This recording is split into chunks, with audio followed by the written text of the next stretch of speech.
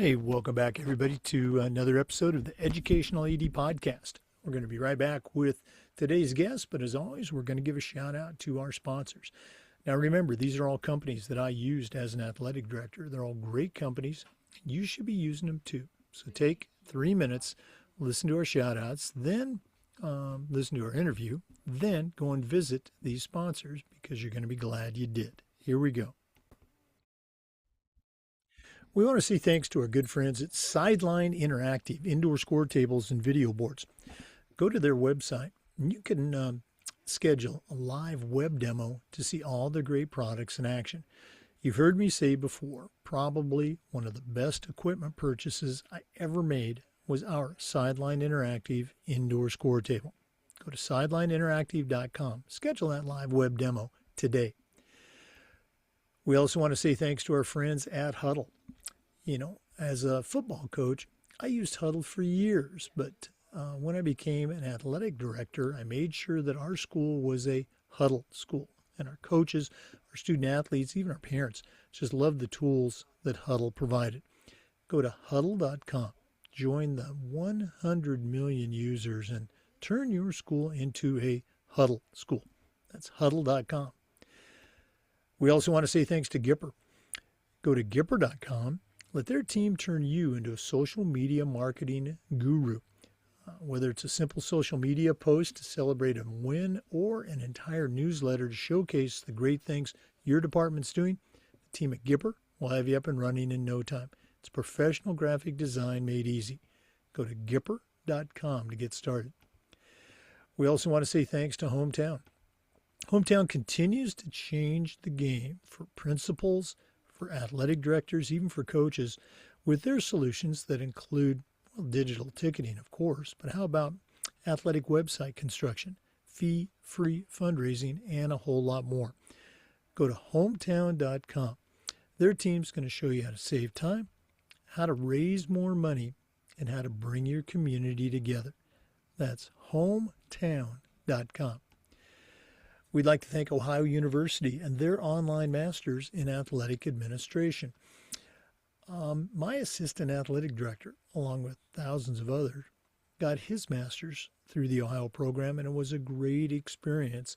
And while they were earning their degree, they also completed 11 NIAAA leadership training courses at no extra charge.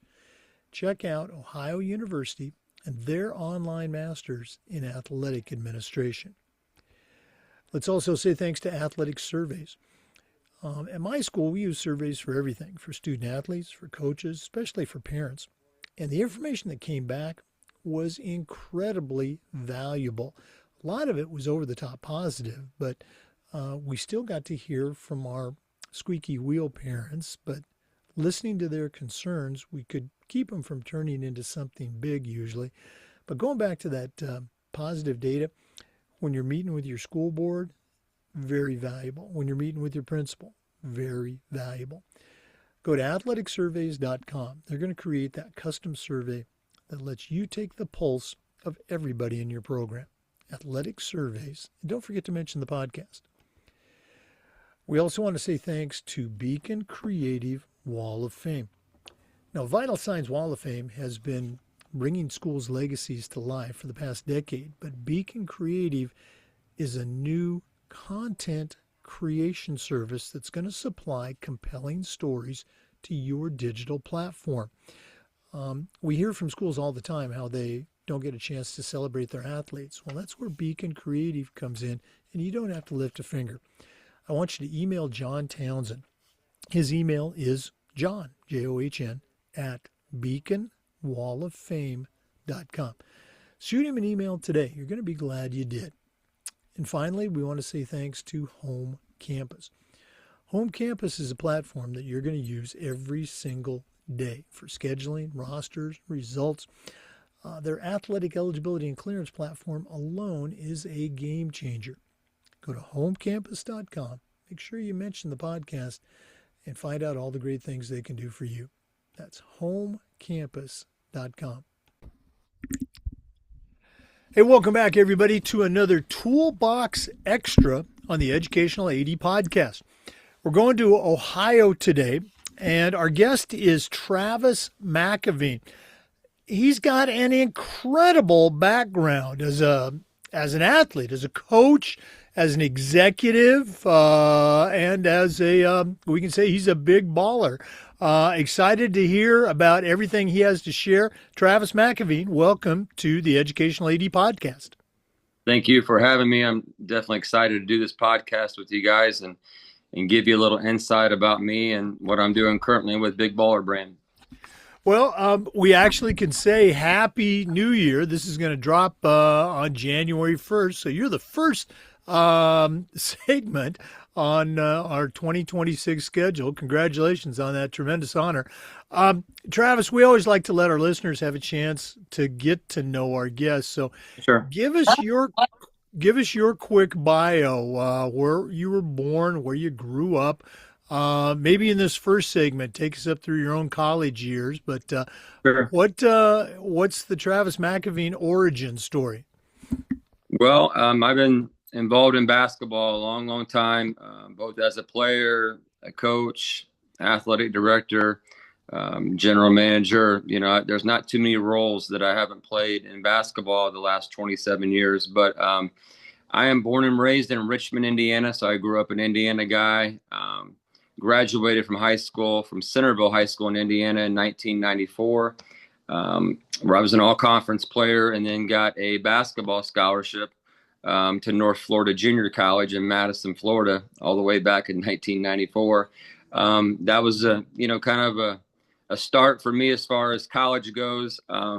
College was definitely a journey, simply because I had some coaches get fired and have to transfer a few times. So it's funny how today, we have the transfer portal being in full effect, but I was certainly a part of a little bit of that, coming up as a college athlete. And then I had to transfer to St. Clair Community College here in Dayton, Ohio. And my last two stops was at Indiana Wesleyan University. Oh, yeah. And then I finished out my playing career at Taylor University, Fort Wayne. In 1998, where I finished playing. And I knew at that time I really wanted to get into coaching. And that's what happened. I was really fortunate to, get a, head high school job coming out of college at a very young age, at 21 years old, going on 22. So, that's kind of my start. I grew up playing basketball in Indiana as well, and was really blessed and fortunate to play for some legendary coaches. I played for a real legendary coach in Indianapolis, Indiana. His name is Tom Red Taylor, for an organization called Municipal Gardens AAU. And if people Google that and look up that guy's name, he is an absolute legend, and has coached a lot of NBA players, Mr. Basketballs, etc. One of my good friends and teammates for a long time is Brad Stevens, and Brad Stevens is currently president of basketball operations for Boston Celtics. And there's a multitude of players. A lot of us now are either college coaches, or professional coaches of some sort. Fewer head high school coaches, but I was real fortunate to surround myself around a lot of successful people growing up as a player. And that's kind of led to, a lot of success as a coach.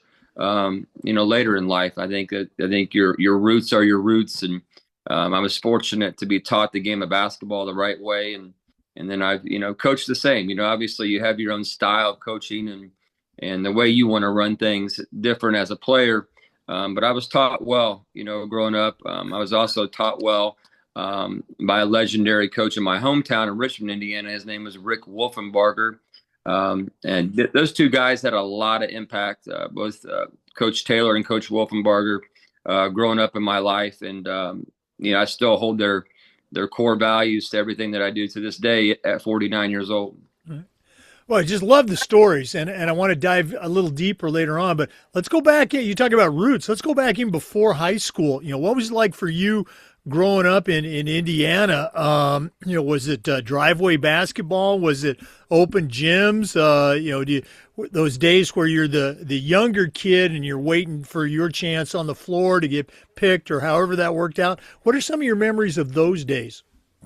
I mean, I grew up just eat, sleeping, and breathing basketball. Obviously being in Indiana, when growing up in the early '80s, mid '80s, early '90s, everything was a mixture of playing outdoors, in the snow. And people think that's foreign these days. What do you mean you played basketball, in the snow? But it's true. I mean, we just found a way to play basketball, and whether it was that going to the YMCA's or boys clubs too, there was a lot of options. And as a kid, when you love the game in Indiana, it's a way of life.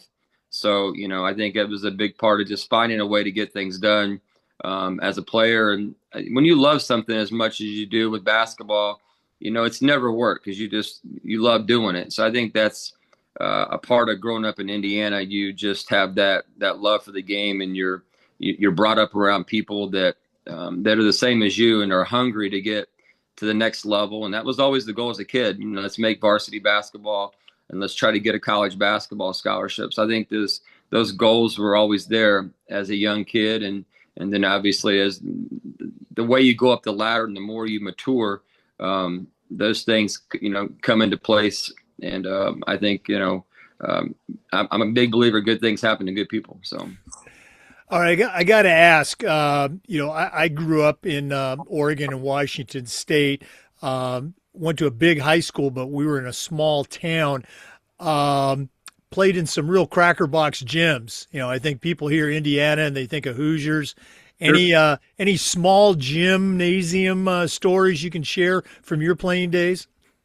There's a lot of small gyms. Growing up, that I was fortunate to play in. There's so many historical gyms that surround me, between Chrysler Fieldhouse, played in that as a player. That's in Newcastle, Indiana, and that seats 10,000 people. And that's the largest high school gymnasium in the country. So there's other places like the Spartan Bowl, Anderson Wigwam, Muncie Fieldhouse in Muncie, Indiana. There's a lot of cool places that I was fortunate to play in as a kid. And then you get into college and you play in front of 1,500 or 2,000 people, and it seems like a foreign territory. And then obviously, we get into later on in coaching and being overseas the last 13 years in 8 countries. You get to play in, I guess, a mixture of things, and a crazy level in a good way, where it's small crowds. And I think playing in big arenas as a kid, trains you to kind of be able to blend in any environment as a coach. So I was, that's the fortunate thing about growing up as an Indiana kid. You play in front of big crowds, and there's a lot of pressure to perform and do well and win. So I think it goes into coaching too. I think everything's, it's a lot of it's about winning. And I think, if you don't win these days, you don't keep your job and you don't stay employed and be able to take care of yourself. I think there's always more to it than just winning, but that's a big part of it. That's why they have a scoreboard, right? You keep score. So. No, I mean, absolutely. Let's go and jump to coaching now. Tremendous success. You coached national champion teams. You're executive of the year. You coached you've coached Olympic teams. You mentioned you were a head coach at 21. I was a head high school football coach at 24. And the expression, you don't know what you don't know, certainly applied to me. What was it like for you as a head coach right out of the chute? What were some things that you found out that you didn't know about being a coach? I think you're always learning, but I knew at a young age the way that I wanted to coach. And I grew up idolizing coaches like Jerry Tarkane at UNLV and Nolan Richardson at Arkansas and Paul Westhead at Loyola Marymount. So I knew how I wanted to coach. And it was an easy transition for me because a lot of, young head coaches, they don't have an identity sometimes in what style, what philosophy they want to be. And I've always known, even at a young age, the way that I wanted to play the game and coach the game with my players. And it's never left me the last 27 years. And I think when you're a player's coach, which I've always been a player's coach, players know that you care about them, not just on the floor, but off the floor. And I've always been big on that. being able to give my players opportunities to go to the next level, whether it's high school going to college, college going to pro. I've always been the type of head coach that's wanted to give my players good opportunities and move up the ladder and go to the next level. Now, again, I'm talking to the listeners now. Listeners, you want to go ahead and take a look at Travis's LinkedIn profile, nothing else, or Google him. Tremendous career and a ton of different experiences. I think it's safe to say you've been just about all over the world in your coaching career. As you were experiencing, more and more success for you. And me as a football coach, I was a climber. I was an assistant coach, wanted to be a head coach, had success at a small school, wanted to, go up to a bigger school. So I was definitely a climber. In your career, does that describe you, or, were some of these situations the school or the level was reaching out to you and said, hey, this guy's a pretty good coach. We want him in our organization. How did some of those changes play out for you? Well, I think starting out, my goal was to get to the Division I level, the NCAA Division I level as a coach, because I ended up being a junior college and an NAIA college basketball player. So I always wanted to get to the Division I level and was really driven and obsessed with getting to that level on a career standpoint. So I knew once I got, to the prep school level, which is kind of where things really started to take off for me, and we were able to win back-to-back national championships in 2003 and 2004. A lot of opportunities started to come my way because I was placing a lot of my players at big-time major college programs, which allowed programs to know that I could recruit. I was able to recruit and develop players the right way and then win. I mean, obviously people want a winner, but the biggest thing, and you know this, and you can be the greatest coach ever, but if you don't have talent, you can't win. So that's the one thing that I took pride a lot in as a younger coach, is I wanted to recruit players that fit my personality, but I also wanted to show that I could put them in place and place them at big time programs. And they all did well for the most part. I mean, never 100% on players doing well at the next level, but I think I had a handful, a lot that did well, which made a big name for myself to be able to move up the ladder and get college basketball coaching opportunities back in the day. Yeah, let's go and talk a little bit about that national champion experience, at the prep school level. What are some of your memories about not so much, winning it, but getting to a position where now, okay, hey, we got a chance to win this thing? I think you start out with goals every year. I think you have special teams that you coach, and guys gel together, and there's a lot of chemistry. Those 2 years, I had great players that just were really hungry to make a name for themselves, and they knew that they could not get college basketball scholarships unless we won. And obviously, you start to win and win more. Your goals remain the same, and that's to win everything and put yourself in position to win a state championship or a national championship. And obviously, being at the prep school level, those were the main goals because there were no state championships. It was about, going to the national level and playing teams from all across the country on that platform. And we just had great guys. I look back on it, now 20 plus years ago. And those kids, they just played hard. They had a edge to them and had a chip on their shoulders. And that's sometimes the best teams to coach, is kids that have chips on their shoulders, that are hungry to win and are coachable. And they allowed me to coach them hard. And to their credit, they were competitive and had talent enough to win. And sometimes you have teams that just want it more, and they did. I mean, they were able to accomplish big things at that time and win back-to-back national championships at the program I was at. Now, you've also had some experience, some success also at the international level. Can you share a little bit about that experience?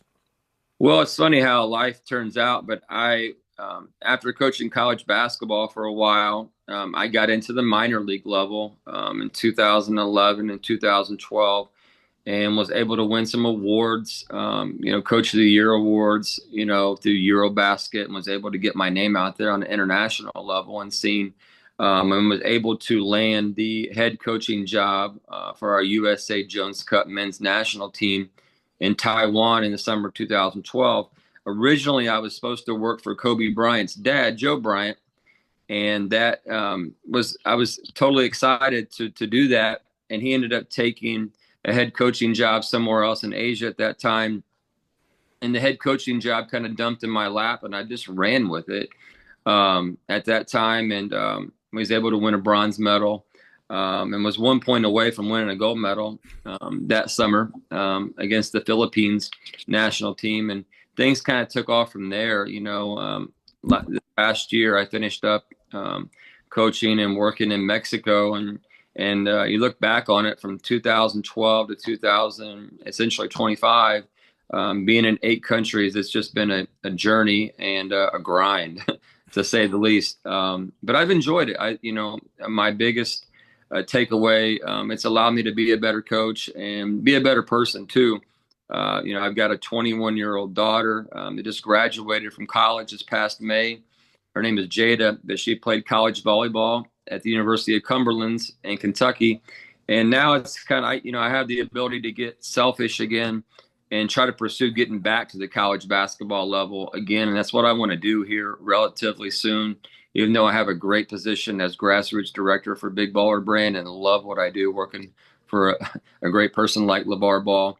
It's so known out there across the country and across the world. But the end game is I want to get back into being a major college basketball coach again soon. So that's the goal. And when that happens, right time, right place. We're going to hear about Big Baller in a second, but at least one more stop on your career. You were in addition to coaching, you had some success in leadership. You were the 2024 Executive of the Year. Can you share with our listeners about that honor? Well, it's, whenever you get into coaching internationally, sometimes you got to wear a few hats. As you know, you've been a football coach, and I'm sure you have tons of friends that are athletic directors and head coaches, at the same time. And I was, fortunate to land a job in the spring of 24 in Playa del Carmen, Mexico, which is outside Cancun, in a Caribbean basketball league, and was able to recruit some good players that I had, had a chance to network with and recruit beforehand, and was able to build a championship team that won it all last summer. And that was there's more to it than that. I mean, it was a lot of just getting sponsors, getting people to back our team, and you got at that level you have to be able to produce generating money for your organization.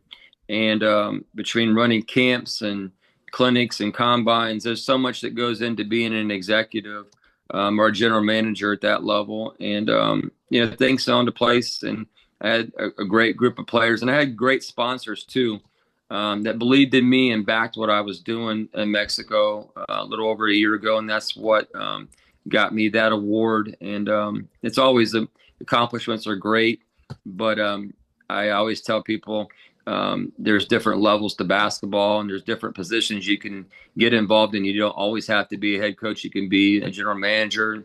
You can be an executive. You can be a vice president. There's all kinds. You can be a scout. And all those things are rewarding in different aspects when you're involved in basketball at any level. Appreciate you sharing. And again, basketball in Cancun, boy. If you need an assistant for that gig, let me know. Let's go and jump to Big Baller Brand. You're the global basketball grassroots director. How did that happen? And, what do you do in that particular role?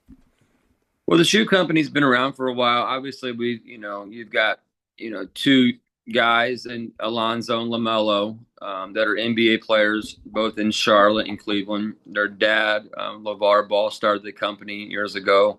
I was able to land a position with them as grassroots director. I got a good friend that replaced me in my prep school days. His name is Tony Cole. He resides in Indianapolis, Indiana.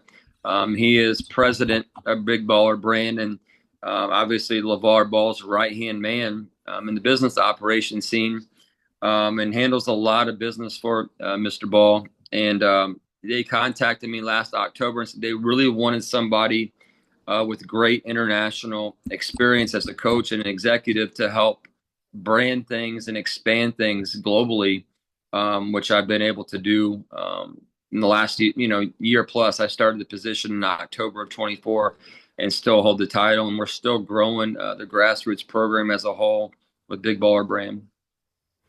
Well, again, what are some of the things that you do in that role? I'm going to guess there's a myriad of things, but I guess Sure. what do you like best about being the director of the grassroots development? So right now, this will be our first spring and summer of having an AAU circuit, and we're able to also. Last year was our first year running high school all-star games and middle school all-star games for both boys and girls, and we also started a transfer portal workout, for unsigned seniors and college transfers. So now those are big things that I help run and organize and recruit for as grassroots director for the brand.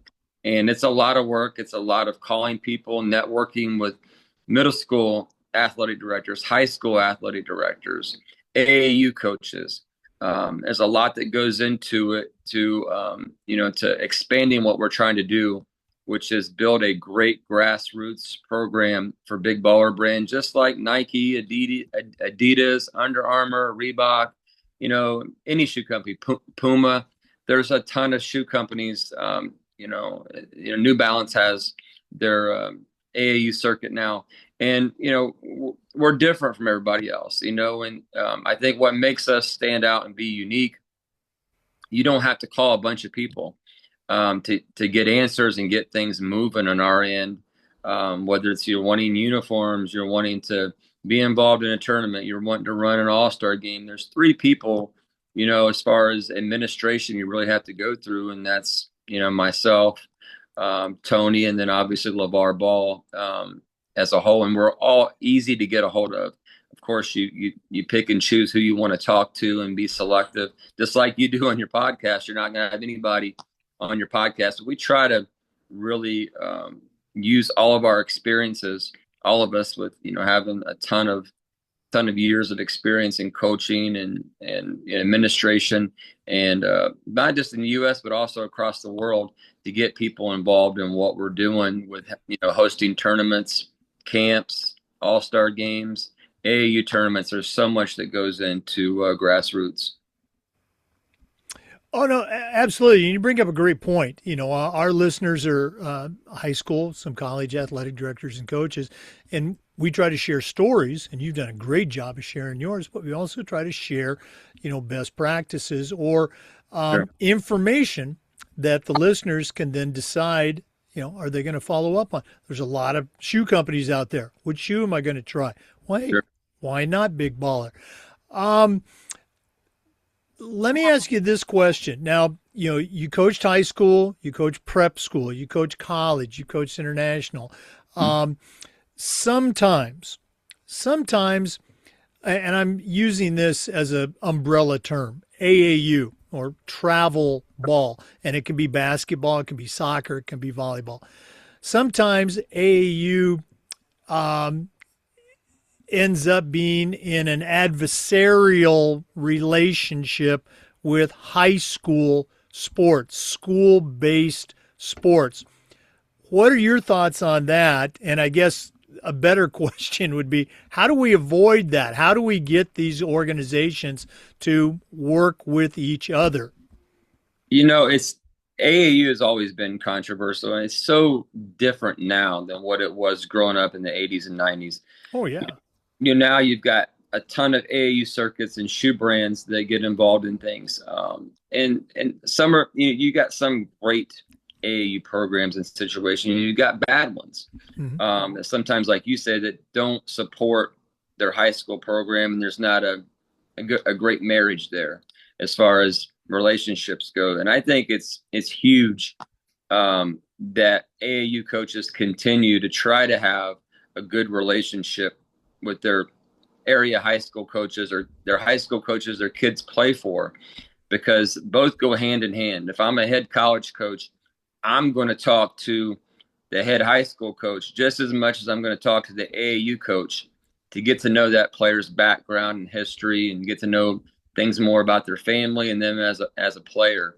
So I think that they both go hand in hand. But so often when I'm in my line of work, you'll have the AAU coach or the high school coach not like each other for a multitude of reasons. And, I'm okay with that. I think sometimes you have to be diplomatic and be open-minded. My biggest thing is I want to be able to, help people out as much as I can with helping them get to the next level. And that's what being a good grassroots director is about, is providing, opportunities for players to move up the ladder and go to the next level. And if you can do those things, you're on the right path, because you're not going to make everybody happy in this industry, not even close. But I feel like if I, have more pros than cons, and have more people that like you, that don't like you, you're going to be all right. But it's definitely a hot topic when it comes to what you're talking about with AAU, the AAU scene being controversial. With sometimes it's too much for people to analyze and focus on, but it's getting bigger and bigger. I know this is our first year, having an AAU circuit. We'll probably be in 5 to 7 cities, and we just want to host good tournaments. Have people come in, regardless of their shoe affiliation, bring in good teams, have a good tournament, and hopefully, allow some of the kids that are good enough to get them exposure to get seen by college basketball coaches across the country. Right. And again, your point is very well taken, that they both need to work together. High school needs to work with AAU, and again, that's a blanket term. AAU needs to really work with the high school coaches. It's neither one of them's going away. So hey, let's try to do what's best for the kids and work together. Well, Travis, really appreciate you coming on and sharing your journey. Just such a cool, so many cool stops, and it's not over yet. If one of our listeners wanted to find out more about Big Baller, about the grassroots program, about the tournaments, what's the best way that they can get a hold of Travis McAvene and Big Baller brand? So our grassroots website is bbbexperience.com. It's BBBexperience.com. Obviously, people can find me on LinkedIn. I'm on TikTok. I'm on Instagram, Facebook. I think you have to have yourself out there in social media platforms for people to get to know you and, see your material and what you're about. But I'm easy to get a hold of. But, anything that's in relation to what we're doing with Big Baller brand, people can find on our social media platforms and also on our BBBexperience.com website. Well, Travis, thanks again for sharing. All the best moving forward with all of your endeavors. Thank you. And, we're going to have to get you back on maybe this spring for an update, see how the tournaments are going. Yeah, I appreciate it. It's been great to be a part of your podcast too, and meet, new people like yourself that are involved in doing great podcasts. I always enjoy getting on podcasts, and your podcast seems to be a lot different than most.